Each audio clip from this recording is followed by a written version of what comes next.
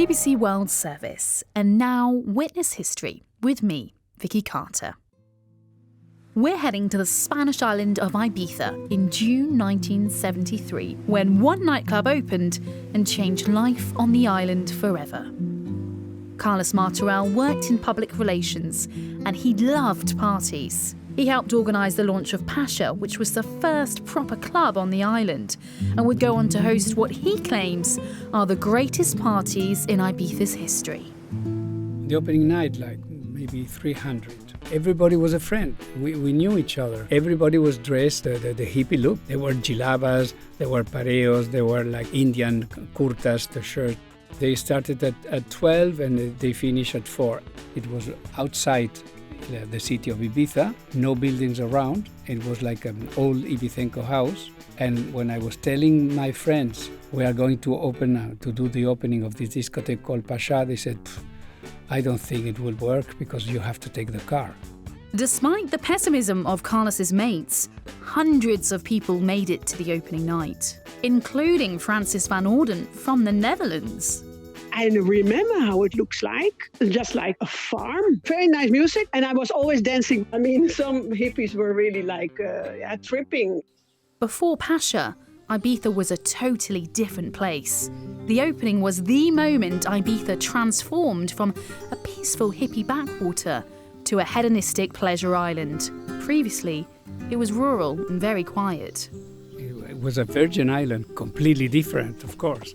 No buildings, no roads, almond trees, fig trees, and palms. A lot of lamps in the country. There was one plane every week, one boat also every week. Can you imagine? I goes around on a horse and there was no buildings, nothing. Nobody wanted to come to Ibiza in those days.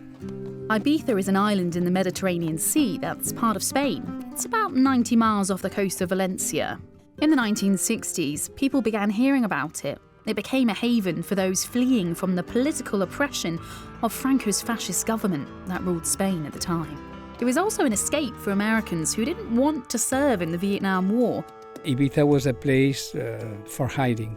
That's why they hide the young guys, American, that the families didn't want them to go to Vietnam, and they were hiding them in strange places like Ibiza. Carlos himself was another one who was hiding from the life he was told to live. He left his law studies behind and became a hippie.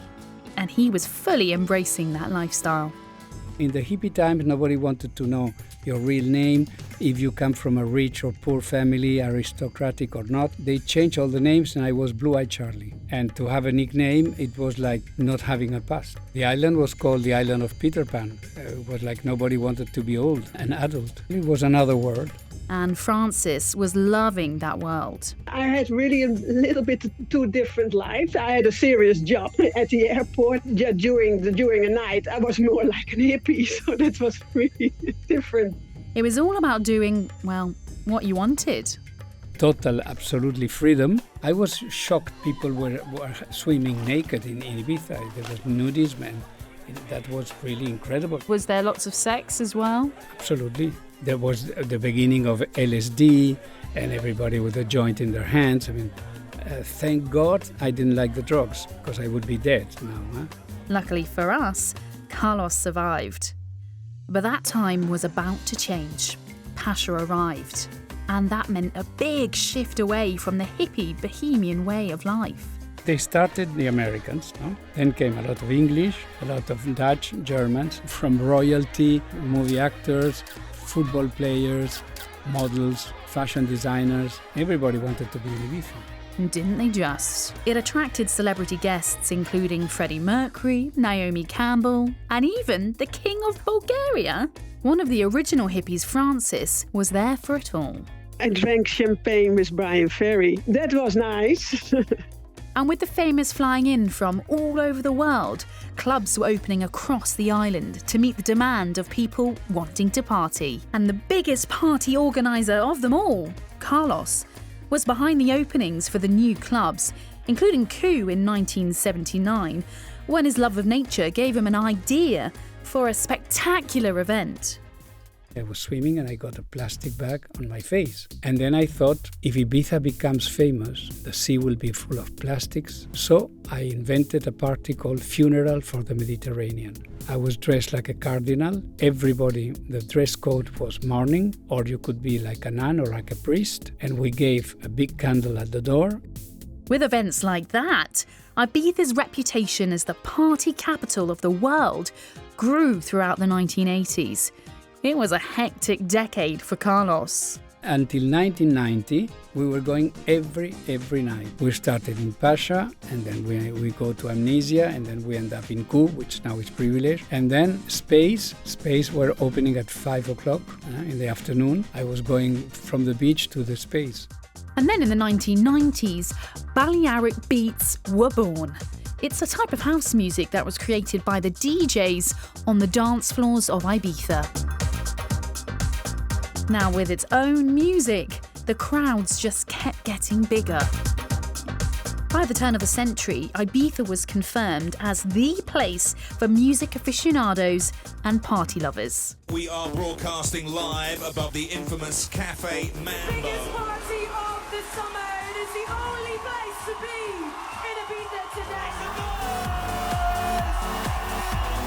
Another new generation fell in love with Ibiza.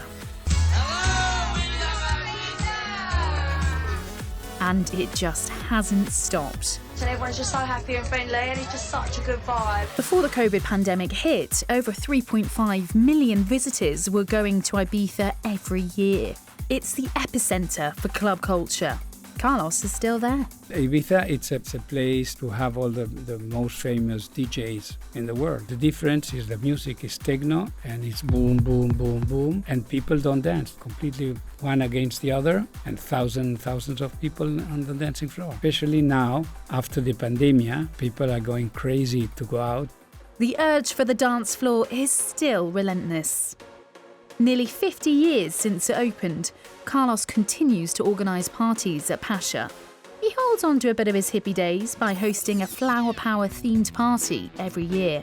They open a door especially for me behind Pasha, and then I have 300 friends, and also when famous people are around, I invite them. We had Valentino, Armani, Rafa Nadal, Shakira, Kate Moss.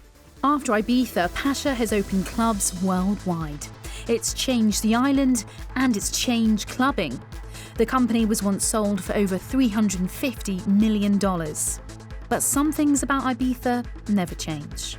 The freedom is all over the place. People come here and they behave different than in their house, in their country sometimes. Huh? The freedom, you can be like you want to be. You can be dressed and nobody is looking strange to you. And everything you wanted to find on Ibiza, you can find it. Frances van Orden lives in the Netherlands. She's in her 70s. She's still clubbing. She's still partying.